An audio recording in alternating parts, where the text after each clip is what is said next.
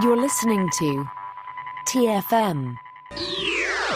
Want to join in the conversation and share your thoughts on this episode? Join the Babel Conference, our listeners' discussion group on Facebook. Just type BABEL into the Facebook search field, and we'll look forward to seeing you there.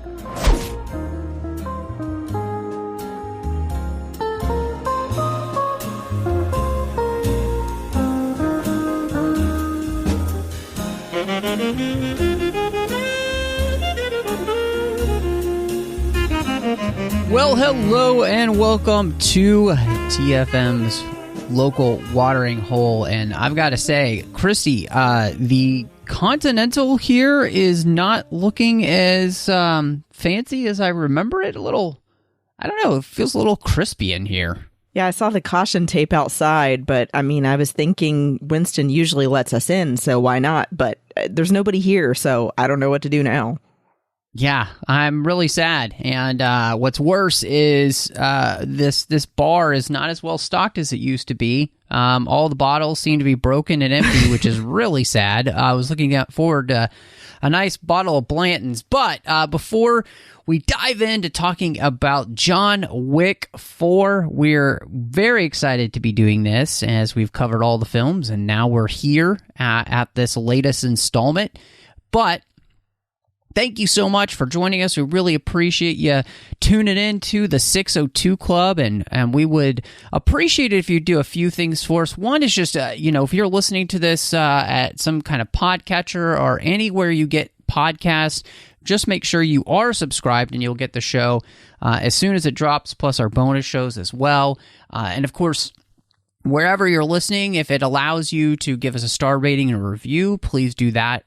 Somewhere like Spotify, you can give us star ratings. And then, of course, on Apple Podcasts, you can actually even give us a written review, which would be fantastic.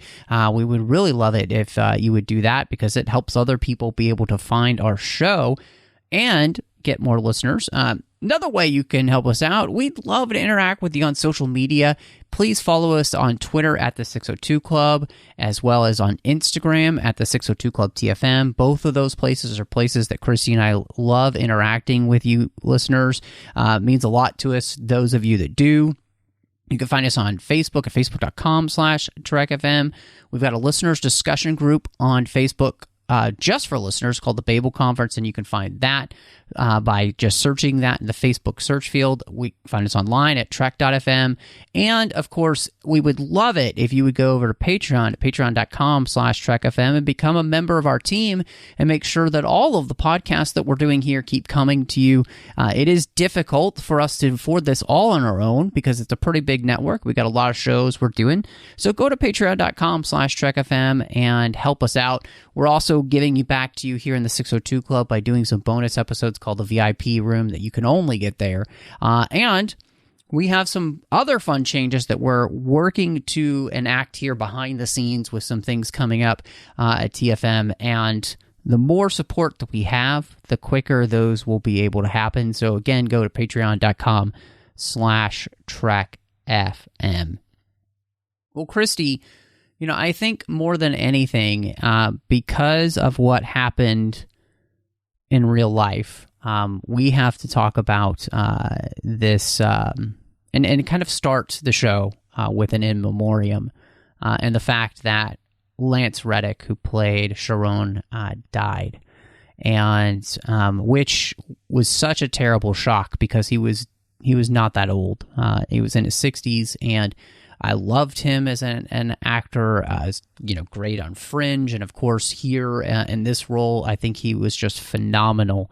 And so it was kind of, it's a bittersweet in some ways going into this movie, knowing that this would be the last time he would be able to be in a John Wick movie or on screen at all. Yes, for sure. I think that you can see throughout the franchise how meaningful he was as an actor, and especially what he brought to this role, and how much it was felt with him not being able to continue on other than the brief scene we have him in this one. I also appreciated that in the interviews with director Stahelski, he talked about how profound that impact was on all of them. Not only with Lance's positivity and just genuine joy in coming to work every day, but also that he was like a teacher for Stahelski as a director to help him really come together on what this character should be like and how important his role in John Wick 4 is as the catalyst of things in the story. Yes. So, I mean, yeah, he's incredible, and it's such an incredible loss, but so glad that we got the time with him that we did. No, I could not agree with you more. I think also one of the neatest things on this, and I was reading an article there on The Hollywood Reporter, and they were talking about, that this happened so suddenly that, they had already locked the film for the digital cinema package that goes out to theaters, and specifically for the one that was going to be there at the premiere. And it's not that easy to change these. They have to be pulled back, and then they have to be re-edited, and then they're locked again, and then they're sent to the theater. And they were somehow, which was awesome, able to get that card that said in memory of Lance Reddick. I love that they were able to do that, and of course then put them on the rest of the films that showed here throughout the world. I think obviously when you have a character that's this important to the series, this is the type of thing that should happen. This should be in remembrance of Lance Reddick, and I think it's exactly what needed to happen. I also, as we think about for the role here, just of him in the film, I thought it was fascinating that, like you were saying, the director had come to him and said, "Look, I know you're going to read this and it's going to feel weird because you're killed within the first act of the movie here, but I want you to read the whole thing because I feel like it's actually really important." And I felt that, in this, the idea that this is a catalyst for John and Winston to then kind of take the actions that they do. I thought that was really important. And specifically when you look at the way Sharon as a character has been such a pivotal part of the lives of John and Winston themselves. Mm-hmm. Yeah, I think you have to talk about, too, his role in the other 3 previous films. He wasn't just the wallpaper, he wasn't just the concierge. He was also Winston's right hand. And in Parabellum, John Wick 3, when they are actually deconsecrated and attacked, it's Sharon and John Wick that defend the New York Continental. Right. And you don't expect that he's going to be the one that steps up and teams up side by side 50-50, able to stand up to the chops of John Wick to defend the Continental together. So I thought that was incredible. And then that then gives you the weight of the character you need to feel that loss in this movie. Yes. Well, and I think that it is his death that is the catalyst for both of them, because it kicks off the theme for this whole film that of loyalty, of friendship, camaraderie, and I think that this is something that is such an important part of this movie. The idea that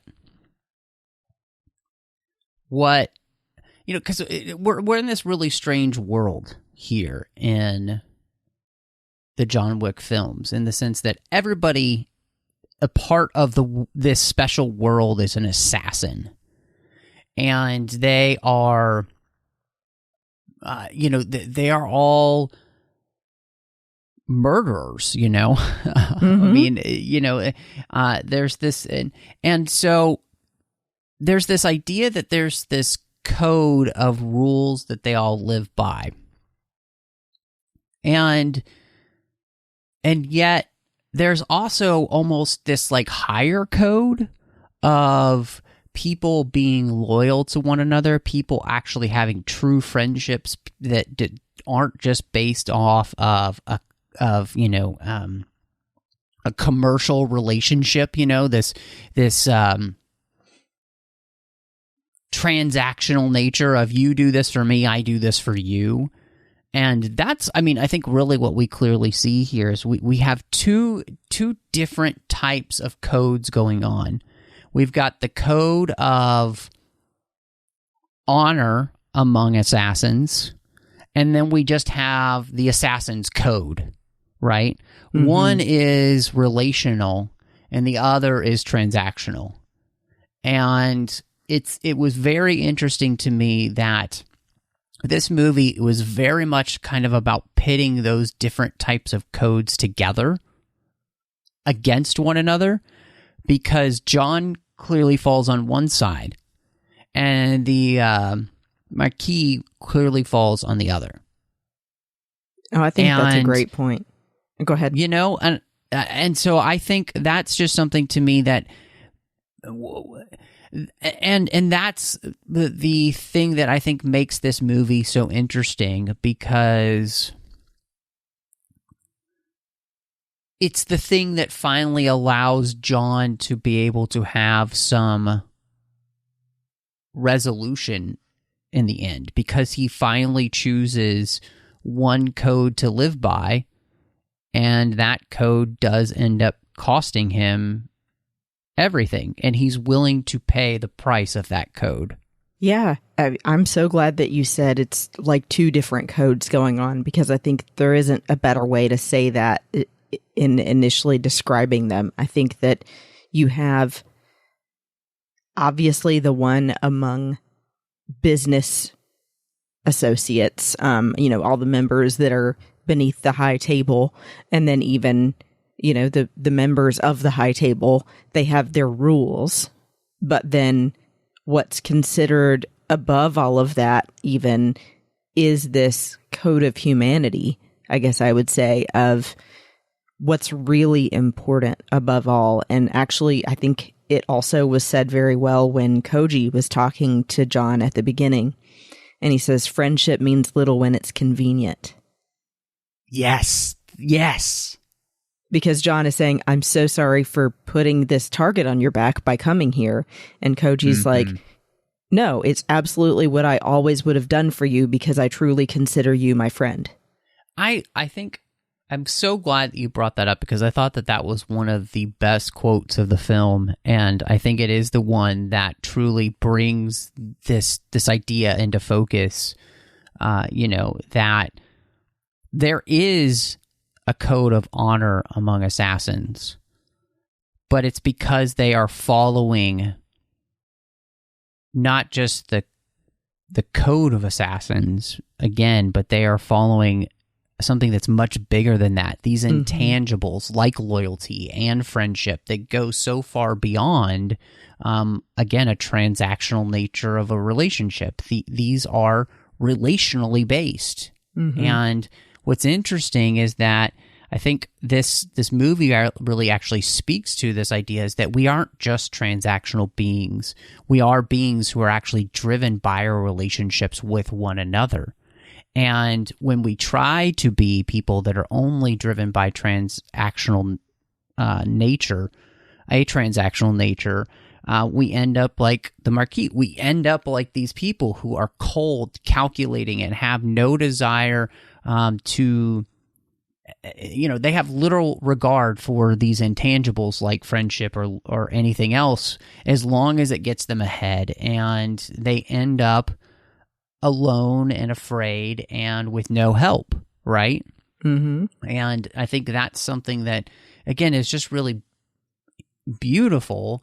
And I think it also just kind of shows the way in which this world that they live in is kind of truly unlivable in, unless you have the thing that John has, and that Koji has, and that even, Kane has, and, all of these these men who are willing to, and women who are willing to live by a higher law, Mm-hmm. you know, and that is a law of friendship. You know, that is to go even farther. You know, that's the law of loving someone more than you love yourself. Mm-hmm. You know, you are a friend even when it is inconvenient. That's also why I think that it's such an emotional thing when Cain accepts the deal, because he really doesn't want to. He does consider John a friend, and he knows what he's doing by agreeing to it. He tries every way he can to get out of it. But I do think that he makes a valid point that any of us would probably make in the same situation, and that's that if I'm given the choice between my child or my friend, I'm going to make sure my child survives. Right. And that was the only reason that he made a deal with the devil and turned his back on John, per se, and unfortunately was his own undoing later. Mm-hmm. Well, and I think it's interesting because, you know, John would have made that deal if, you know, say it had been his wife. Right. You know, that was threatened, right? Yeah. And I think that's also something that we see with Koji as well, who's willing to fight to the death to try and protect his own child, right? And it's interesting too because, you know, the movie, I think this movie kind of pushes it as far as you can, because then you really do run into this issue with, like, look, you willingly did put yourself in this position of being in a world of assassins, and so what did you expect was going to happen? Mm-hmm. You know, and so we'll talk more about that later with the idea of, like, consequences, because I think that really brings it full circle. But I did want to ask you just kind of about, you know, the story, because, you know, where we left it at the last film, this kind of picks up right where that left off, and the fact that John was tasked by the elder to go back and do whatever was required of him to be of service, right? And in the end, he was told to kill Winston, and he decided that he wasn't going to do that. Mm-hmm. This is where the theme of that honor among assassins really kind of comes in and really gets brought to the forefront, I think. And so in this movie, it starts off with that John goes and he kills the elder who's above the table. Of course, it's not the same elder, it's a different one. And it seems like the other elder had died. And this leads to the high table sending Vincent de Gramont, the Marquis, after him. And, you know, he deconsecrates the New York Continental. He shoots Sharon to send a message, and then he hires Cain to track down John Wick.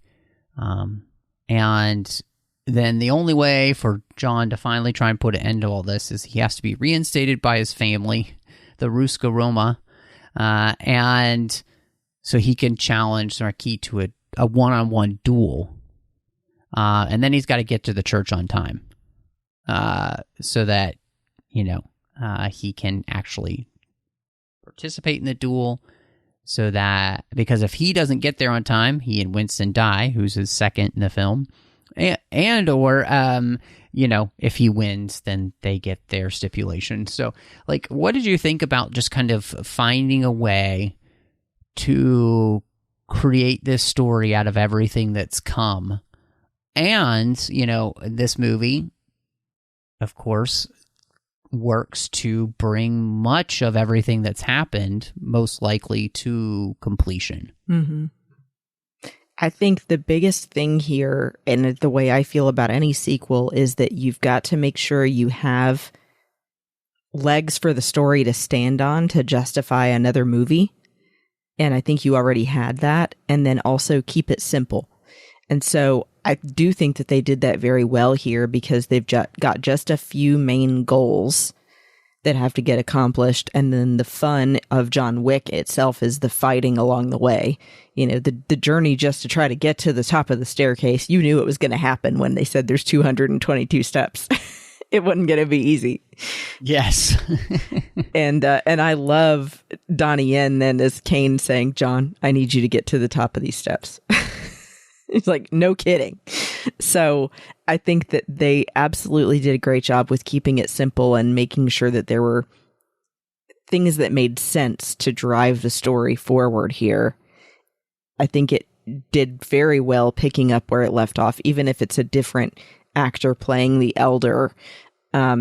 You're still suspending your disbelief enough to go along with it. And then adding in Bill Skarsgård as the Marquis, I think that he is already obviously known for doing roles like It and other creepy vibe kind of things. And so we knew he would be a good villain when you hear he's cast.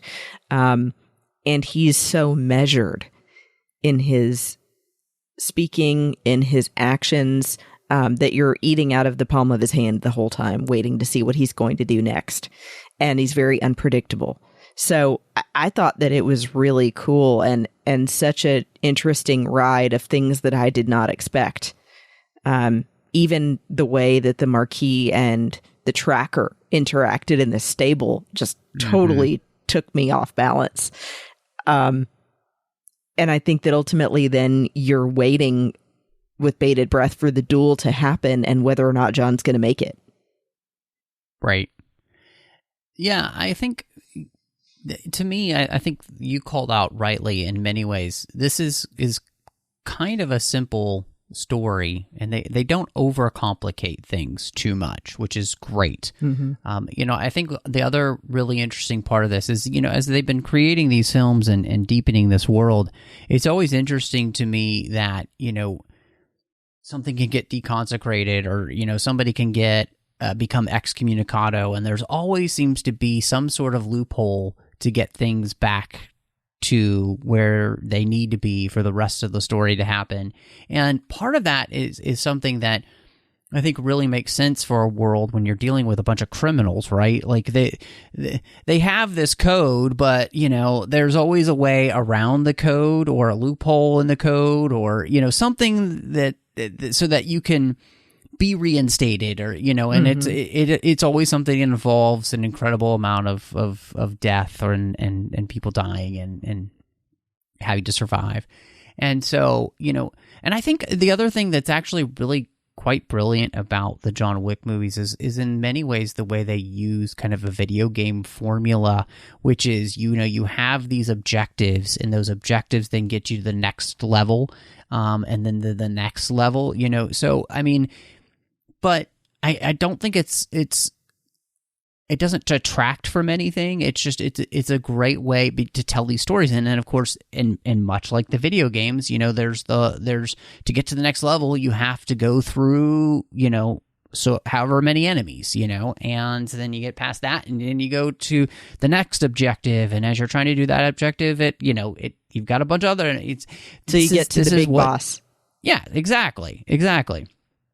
And so, but again, this is not a criticism in any way, shape, or form, because I think these movies do a fantastic job in this, but it's just the way in which they're able to craft the story. And, one of the things I have to give them credit for, too, is that I'm not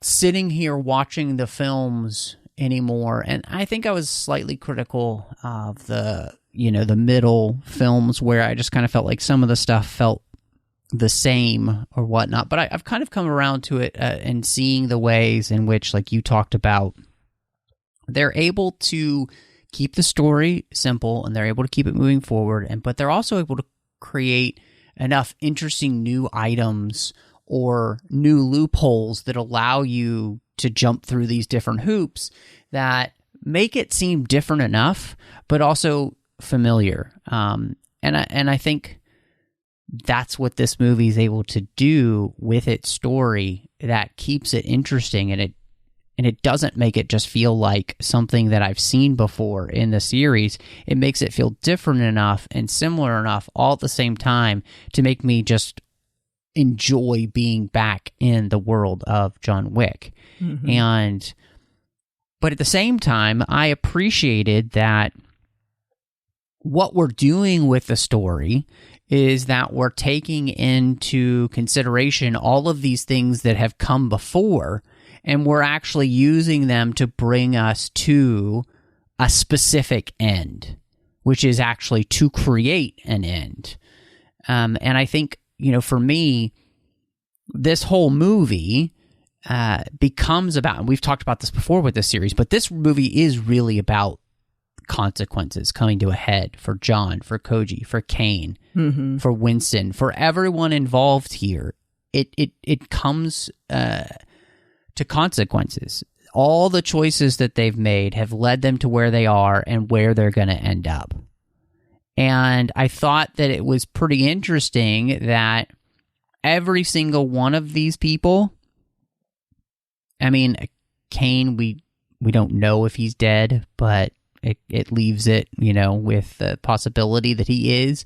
But it seems like every single one of these men has made a deal with the devil in some way and ends up having to pay for it in trying to protect something that they care about.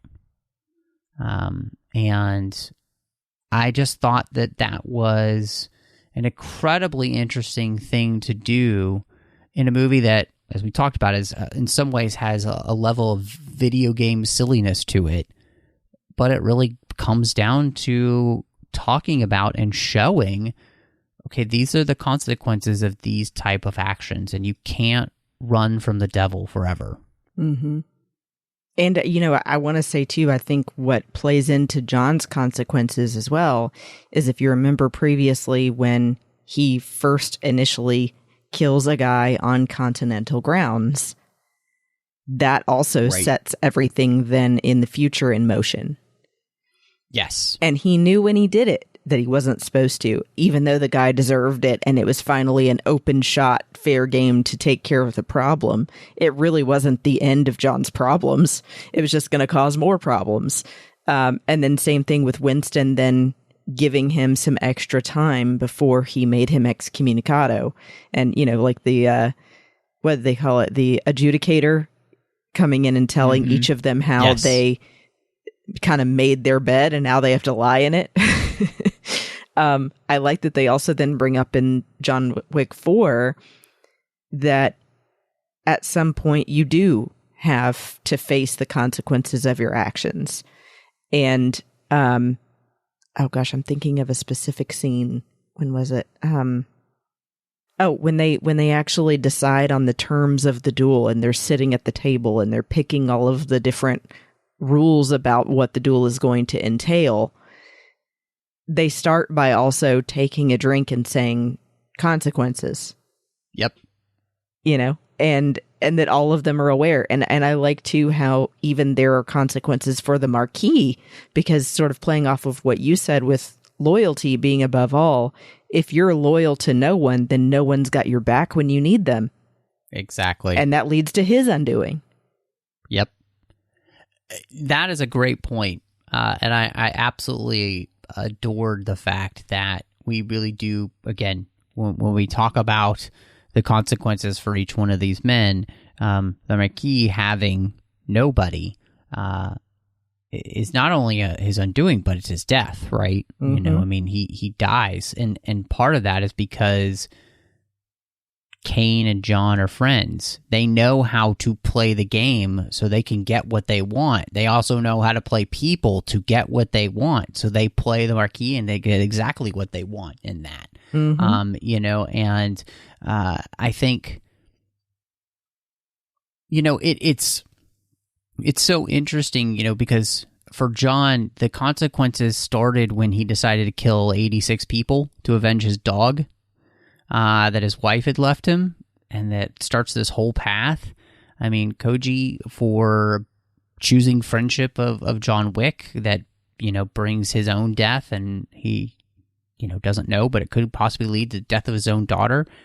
Cain for making that deal with the devil that he hopes will keep his daughter safe. But of course, that leads him to actually kill a friend, which then leads to his most likely death. I mean, again, we don't know, but that end credit scene leaves us to think that he's going to die. Mm-hmm. And because his, Koji's daughter attacks him. And so, yeah, every single one of these people. And then, of course, you mentioned, you got the Marquis. Consequences. He's living large, and yet he has nobody that cares about him. He's always at the mercy of the table and whether or not he gets the job done, right? Again, it's transactional. And this is another thing I think that kind of goes along with that, with these consequences, because each one of these men, I specifically think of John, Koji, and Cain, they all have reasons, right, to not want to help one another or trust one another. And yet, it's not about a transaction with them.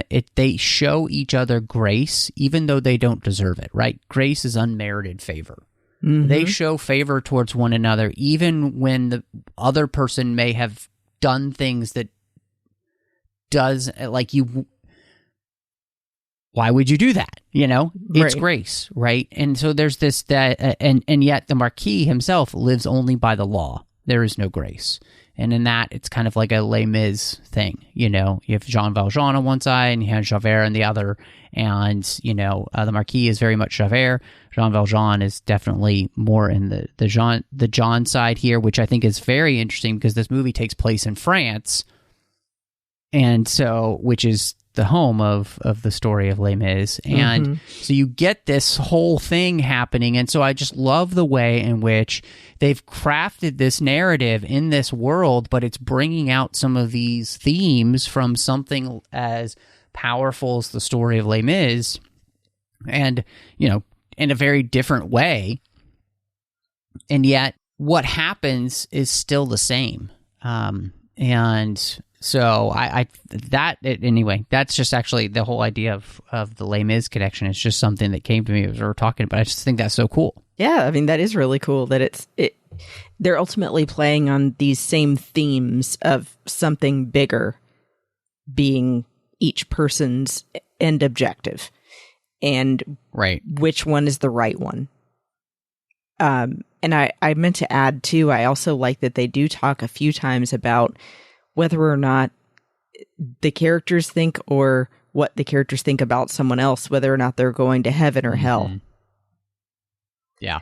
And it's ironic, you think as an audience member, that they would even question that, because if you've killed that many people, you have made your bed. Yeah. You're for sure not going to heaven. So yeah, John even says that, right? To Koji, talking about the idea of, living a good life, and he's like, oh, we passed that up a long time ago. Yeah. And, I think, John himself is very much aware of the state of what, his soul, right? Mm-hmm. And yet what's interesting is to then watch these men who we would consider lost live out principles to which are more in line with the things that we would then consider more righteous. Mm-hmm. And so I think all of that is so interesting. Now, we obviously have another death in the film, and that's the end for John. And John Wick, by the end of this film, is dead. And there was a reshot scene at that funeral where they alluded to the fact that John was maybe actually not dead, and yet they chose the hard ending, which is no, he's gone. And I wanted to ask you, do you feel like that was the right choice? Do you feel like this was the right time to bring this series to a close with a quadrilogy? I do, because I think that rightfully so, you have to think about what motivation is left for the character. and that at this point, John has been through all of the major things that I would possibly expect for him to need to address before he's done. And then they also address the fact that someone that's lived a life like he has, aside from his marriage, you know, all of the things that he's done, what ultimately is the end goal, end result for him? And that's that he has to die, because I'm so glad that they too even have Winston say to him, there is no way out. Like, you're still kidding yourself thinking, if I just finally get absolution from the high table and permission to be free, then I'll get to just live my life and, you know, be done with this life. And it's like, no, this is your life. You don't get a do-over. You don't get to be free. Even if you think you are, they're always going to come back for you. There's going to be another marquee. There's going to be new people at the high table. There's going to be another reason you need vengeance. You have absolutely set up your life to be this way, and you cannot get out except to die. And so I think that that made sense then for this to be the conclusion of this film, because I don't see where else they would have been able to take him to have more to do that we haven't already seen. And I think that it feels like it's time. Yeah, I couldn't agree with you more. I think, you know, in the movie, a lot is made of this idea that they want to kill John Wick, the High Table does, because they basically don't want him to become a martyr, and they don't want him to become a saint. They don't want him to become somebody that people look to and think maybe there's a different way of doing this that isn't just transactionally based. Maybe relationships actually do matter. And the friendships and the camaraderie, maybe that is actually something more than just, you know, a law on a piece of paper that we have to follow. And I do think that this is the right consequence for the life that John chose to lead. And I think it's interesting because the way that Keanu plays that is that he knows that. Mm-hmm. And he's willing to do this because in the end, he is going to help people beyond himself. He's going to be avenging Sharon. He's going to be helping Winston. And he's going to be helping another friend, right? You know, because Cain, he also, by John's death, Cain earns his freedom. Mm-hmm. You know, the in some ways, the tracker would be free of his deal with the Marquis. And so, you know, hopefully Koji's daughter would be safe. And so, because all of this would have ended, because again, John's dying. So John's death covers these people and the need for the High Table to feel like they need to flex their power. And so... And I also think, too, you know, there was definitely talk for them to do a 4 and a 5 together. And the director came out and said, honestly, I'm just not good enough to do this. I can't create 2 different experiences and have each of them feel special and different and look different. From a technical standpoint, I just can't do it. I'm not that good as a director. I need the time to be able to do this. And they just felt like this was the time to, because this can't go on forever, right? Mm-hmm. Like I loved hearing somebody in Hollywood say, this can't go on forever. Yeah. And, you know, you think about it, obviously Keanu Reeves looks, I think, actually better here than he did in the third film physically.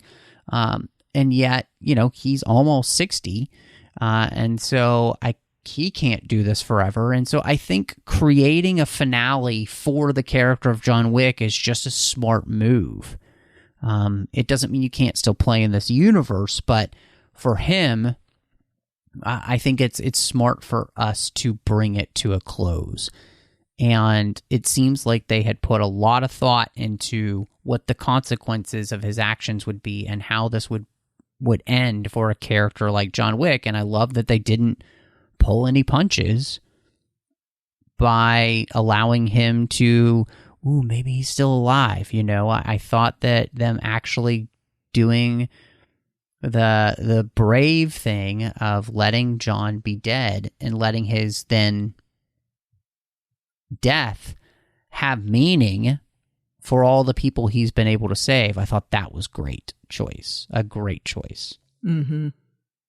And I'm glad you mentioned Stahelski having the guts to stand up to the studio and say, for one, that he was honestly saying, for one, I'm not as experienced as I should be to be able to do 2 films at the same time.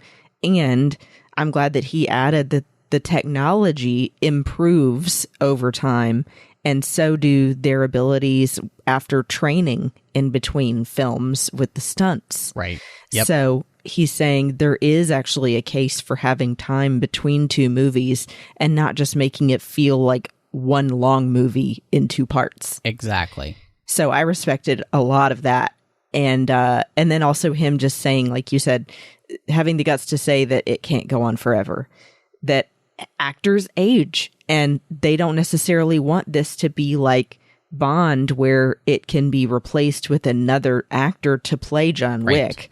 I think people have grown too attached to the fact that Keanu is him. Yep, I 100% agree with you. And, I think this was a place where, as well, Keanu is able to give it his all in this final film, and I think he absolutely does.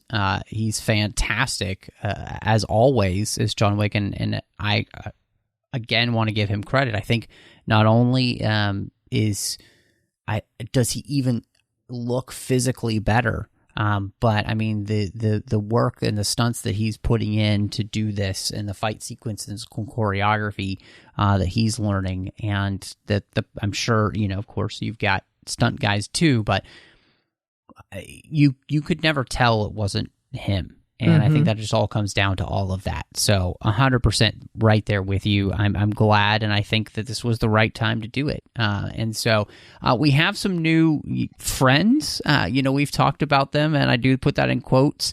But with Koji, the Tracker, and Kane, what did you think about? Because every John Wick film here gives us an introduction to some new characters, and mostly people that most of them are people that John has been had some sort of connection with. Of course, the new character he doesn't is the Tracker, Mr. Nobody, which I thought was funny, because then there was the other film called Nobody with Bob Odenkirk, which is basically a John Wick style film with him. So anyway, what did you think about their choices for these characters?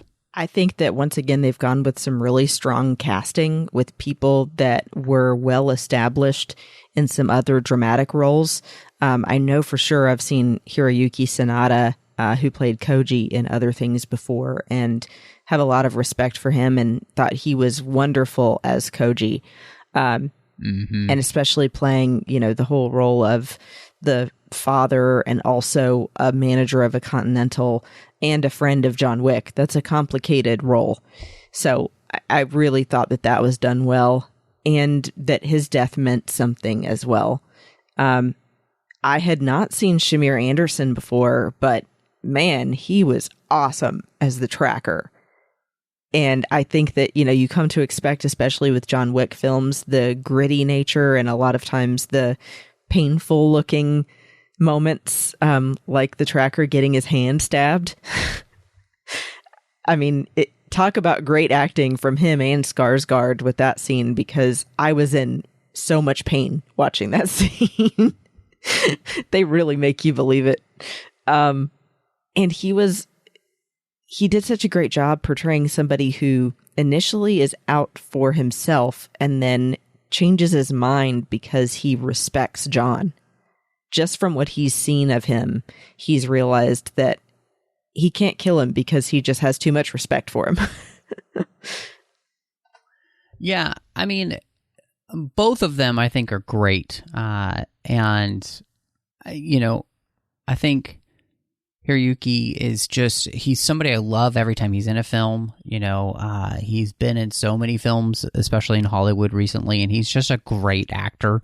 Mm-hmm. And so I thought the choice of him was phenomenal. And he's able, I think, to have such a wonderful sense of loyalty and honor and friendship and all those things that you want. I thought Shamir Anderson as the tracker was great. The fact that, and I kind of sensed it was coming, but the idea that this would come down to his turn is about John saving his dog, which, brings that full circle. Instead of a dog dying, it's about a dog being saved, which, again, it's all comes back to the dog. Yep. Don't shoot dogs and people don't get mad. So just saying. And then, Donnie Yen is a genius. He is a legend. And to have him here kind of playing a variation almost on his character from Rogue One was very cool to have him be a blind high table assassin.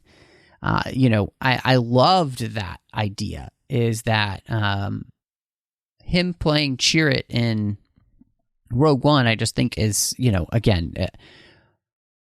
I don't know.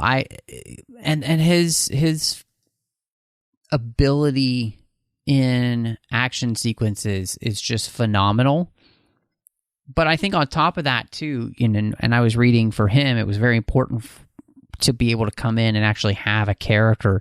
And so to have that arc of this man who is tortured in the sense that he's trying to protect his daughter, and to do that, he's going to have to kill a friend, even though he doesn't want to, because his friend won't yield, and then being able to find a way to, avenge that death, and, take out the person who's, threatening his daughter and get her freedom. And he's just so good. So and the choices that they made for all of them is just fantastic. Yeah, I'm so glad that the role that they had Donnie Yen play as Kane was not like a throwaway character or a short scene one time. He became someone who was a constant through this movie, and that you could tell that he and John really had history. And I love that it comes down to them in the duel. That even then the Marquis is not going to fight his own fight. He's got to get someone else to do it. And Donnie Yen, yeah, you absolutely called it. He's definitely pulling some, I think, from playing Chirrut Imwe for sure. But he really wanted, as they said in that article, to have something to do other than kicking and punching. Right. Even though he's very good at it. And I love the note about Stahelski going to ask him to be in the movie.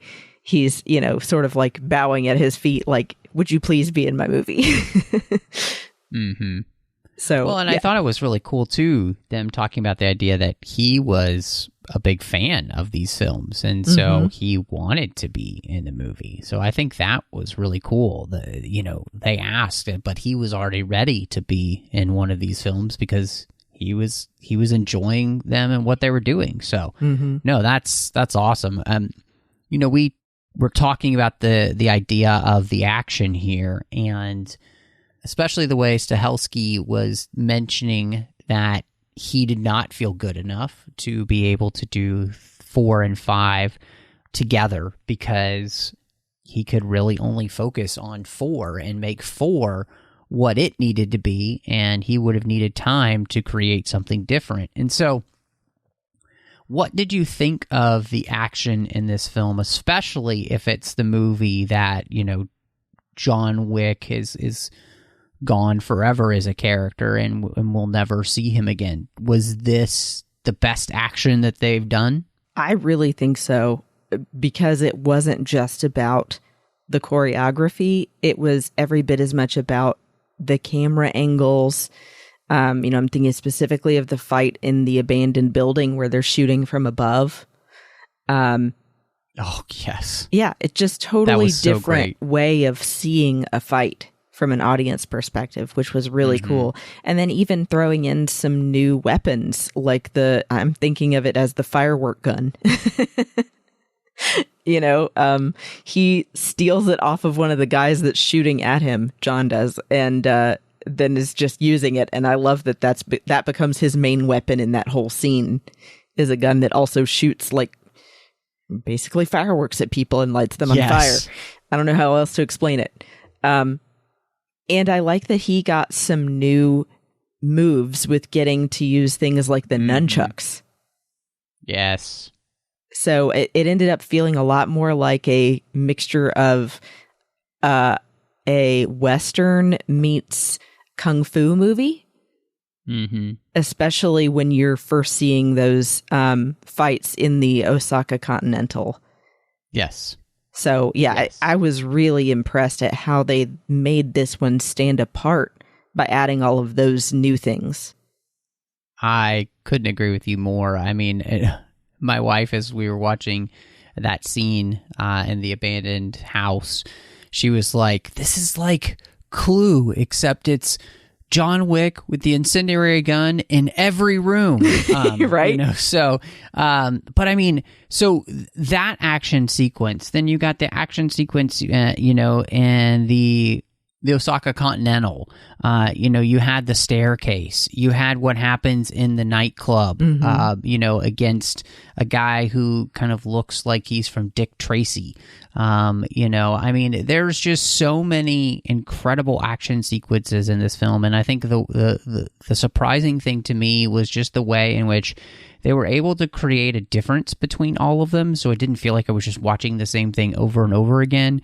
And I was just absolutely stunned by, like you mentioned, it's not just the sequences themselves, but it's the way it's being shot. It's the lighting that they're choosing. I mean, this movie is an incredibly beautiful noir-style movie with the light choices that they've made. And I love it. I think it's great. I was blown away, actually, by the action in this film and how they were able to make it feel different than all of the other films that have come before it, and yet at the same time make it always feel too like I could follow the action. And look, I also get the point that this movie's over the top ridiculous in the sense that John Wick has finally just become a superhero, and there's nothing that apparently that can kill him except for actually, finally getting shot and losing too much blood.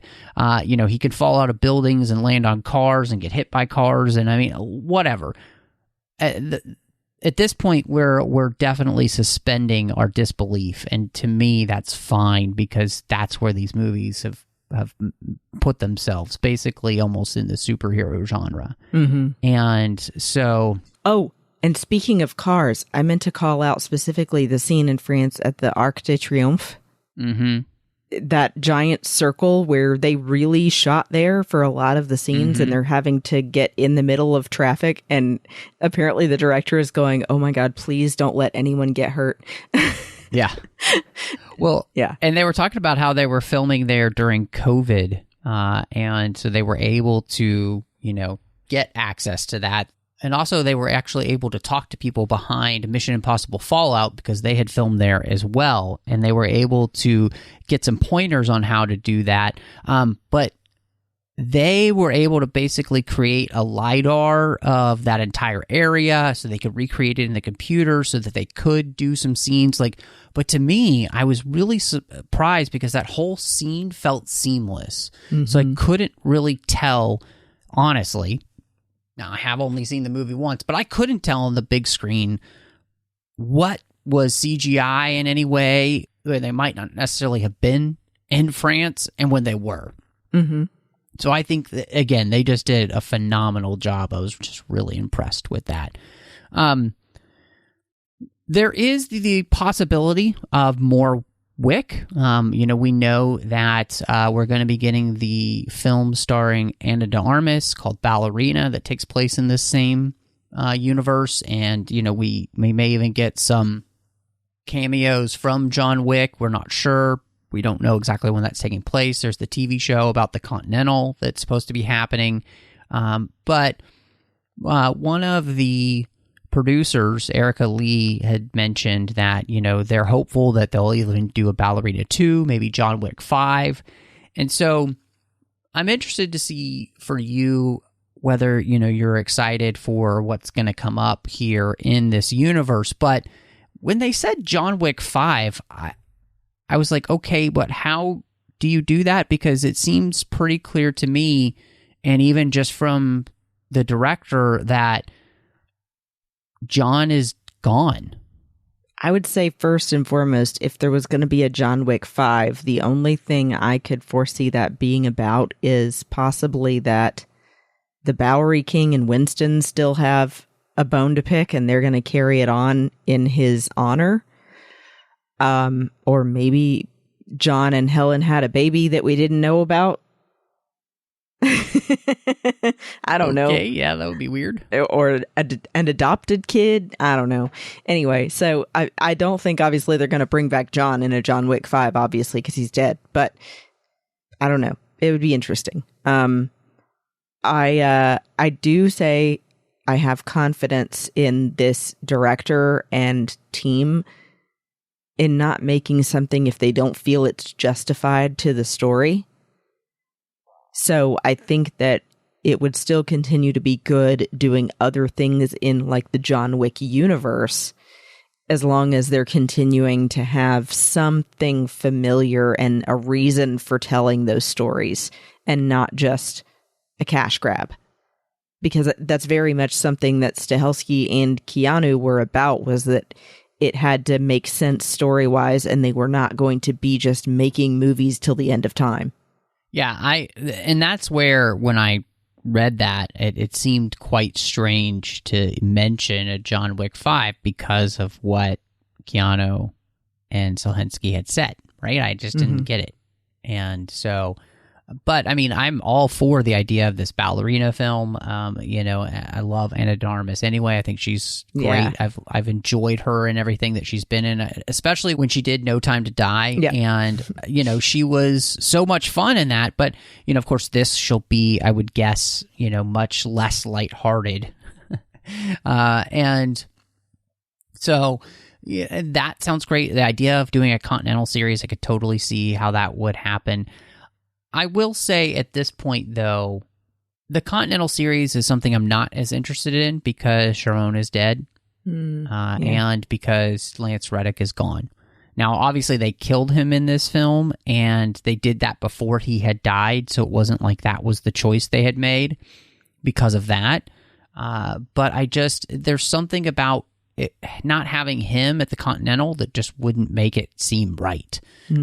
He's such a big part of that, so I can't see myself being very excited about that. But in the end, really, we'll see what happens. And so I'm left with the question then, Christy, John Wick 4, what are you going to rate it? So I debated about this because initially, obviously from all the stuff we've said, my first reaction is it's a perfect film. I give it a 5 out of 5.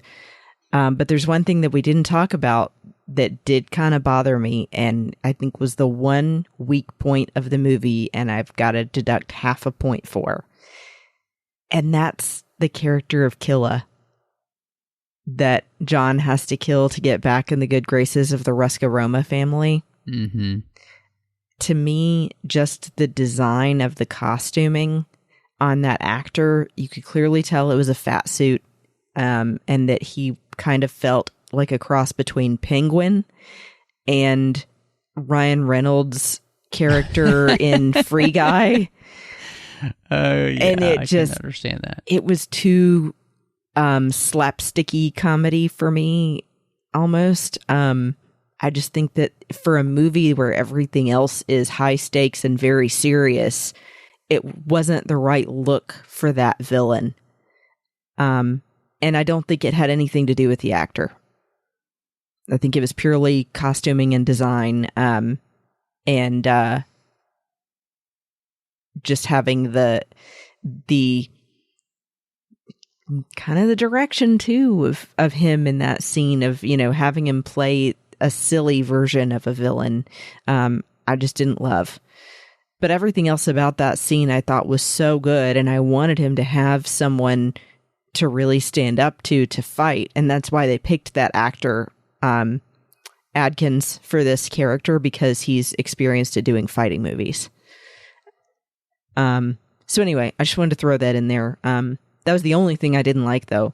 So I do end up giving this movie a 4.5 out of 5 stars because everything else about it is so impressive. And usually for a movie to be over 2.5 hours long, I hesitate just even going to see it just because I'm like, oh my God, that's a real time commitment. And is it worth the amount of runtime? But I think here it is. I think that because they also planned on wrapping up John's story in this movie, it was going to be a long movie because you had a lot of things to tie up. And they still did excellent casting. And I think adding Bill Skarsgård to this was awesome. So, and Donnie Yen. So anyway, yeah, a 4.5 out of 5 for me. Yeah, I think I'm right there with you in it. It wasn't necessarily, I don't think deducting any points anywhere for anything personally. There wasn't anything that kind of hit me in that way, but I don't know. Maybe if I rewatched it, there might be me going in and saying, no, I'm just going to go ahead and give this a 5. But my reaction was that it is 4.5 out of 5. This is, I think, it's a great movie. And I think the thing that I really appreciated about it was the way in which it utilizes all of these things from the past to create a film which brings to an end a character that I've really enjoyed watching on screen. And I think they do him justice. I think they do the series justice. And I think that's exactly what you want for this type of series. You want to be able to now watch all of these movies back to back or do a marathon over a weekend or whatever and find yourself going, yeah, that was great. And that creates a great story for me to have seen all of these movies. And, you feel like it's a good conclusion. Obviously, it's a sad conclusion because he dies. But in the end, it just also feels like the right conclusion for this character. And that is fantastic. And so for that, I will give it 4.5 out of 5 stars. But Christy, before we get out of here, I'm very interested to see what you will recommend for everybody this week. So I can't remember if I have recommended this before, but specifically because we encountered Donnie Yen, I had to recommend something from him. And he actually did a series of other movies called Ip Man, IPMAN, that are about a man in China and his family and him having to use martial arts, and has a really compelling story. And I think it's 5 movies, possibly more, but just even starting from the beginning, there's really something there. And if you like any kind of kung fu and martial arts movies, it absolutely is everything you want from something like that. And my husband got me into them. So have a lot of respect for Donnie Yen as a comedic actor, but also with the serious things like this and really getting to see his fighting chops. So I definitely recommend checking out the Ip Man series. Ah, that's great.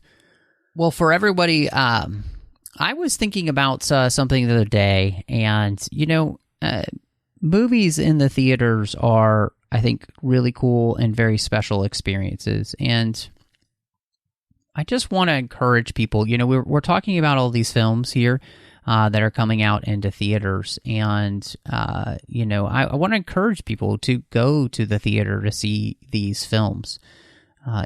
Go to the theater to, watch John Wick 4 and Shazam, and we've got Super Mario Brothers coming out, and Dungeons and Dragons, and yes, absolutely. And so, if you don't go to see these movies, it's going to be difficult for them to keep creating films that people want to go see. And so I do. I want to encourage people, get out to these films and get out to the theater and see these films. And, look, you might not love all of them, but it's a fun experience. And, I just appreciated even just being at the theater to watch this movie because, it's fun to see it with a crowd and people kind of reacting around you to what's happening. And, like you mentioned, there's some kind of gross out moments that happen a little bit in this film or whatever, and then are surprising moments, and there's something about seeing it together. And if you want movies to continue to get made and you want to be able to continue to go to the movies, you got to go see them. So my recommendation is get off the couch, grab some friends, get some popcorn, and go see a movie together. And so Christy, if people wanted to catch up with you and see what else you've got going on, where would they find you? You can find me on Instagram, Twitter, and Letterboxd at Bespin Bell. And, of course, in the Babel Conference on Facebook. And then also when I'm not here, I have a show called Sabers and Spells with my friends Amanda and Teresa on the Skywalking Through Neverland network. But what about you? Well, you could find me all over the place under the social medias, Matt Rushing02. You can also find me here on the network outside of the 602 Club doing all sorts of things. One is literary treks about the books and the comics of Star Trek, Warp 5. Chris and I are talking about Star Trek Enterprise, 20th anniversary rewatch, The Orb, the 30th anniversary rewatch of Deep Space Nine. Saddle Up about Strange New Worlds, and of course Star Trek Picard is happening right now, which means you can hear us talk all about all of the action over on the Artificial Tango. You can also find me on the Nerd Party Network with two shows. One is called Owlpost, did that with Trey Kaufman, and we talked about every single chapter of the Harry Potter series, one chapter at a time. And then over on Aggressive Negotiations, talking with the great John Mills about Star Wars. But thank you so much for joining us. And y'all come back now, you hear?